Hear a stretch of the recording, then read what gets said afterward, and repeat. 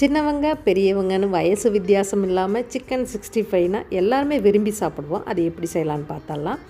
1/2 kg எலும்பில்லா சிக்கனில் மஞ்சத்தூள் சேர்த்துட்டு இஞ்சி பூண்டு பேஸ்ட்டு, இதோட பச்சை மிளகா கருவேப்பிலை போட்டு தட்டியிருக்கேன், அதையும் சேர்த்துட்டு இதோட 1 டேபிள் ஸ்பூன் அளவு மிளகாத்தூள், அரை டீஸ்பூன் அளவு கரம் மசாலா, உப்பு, 1 டீஸ்பூன் அளவு கார்ன்ஃப்ளவர், 1 டீஸ்பூன் அளவு மைதா, இதோட அரை லெமன் ஜூஸும் 1 முட்டையும் சேர்த்து சிக்கனை நல்லா கலந்து 1 மணி நேரத்துலேருந்து 2 மணி நேரம் ஊற வச்சோன்னா இந்த சிக்கன் 65 நல்லா ஊறி நல்லா டேஸ்ட்டாக இருக்கும். எண்ணெய் நல்லா காஞ்சதுக்கப்புறமா தான் இந்த சிக்கனை பொரிக்கணும். இப்போ கடாயில் எண்ணெய் நல்லா காஞ்சிருக்கு. ஊறி இருக்க சிக்கனில் ஒவ்வொரு பீஸாக போட்டு அடுப்பை மீடியம் ஃப்ளேமில் வச்சுட்டு ஒரு சைடு 2 நிமிஷம் நல்லா வெந்ததுக்கப்புறமா திருப்பி போட்டு இன்னொரு சைடும் நல்லா 2 நிமிஷம் வேக விட்டு எடுத்தோன்னா சிக்கன் 65 ரெடி ஆயிரும். கருவேப்பிலை பச்சை மிளகா ஃப்ளேவரில் சிக்கன் 65 ரொம்பவே சூப்பராக இருக்கும். எல்லாருமே ட்ரை பண்ணி பாருங்கள்.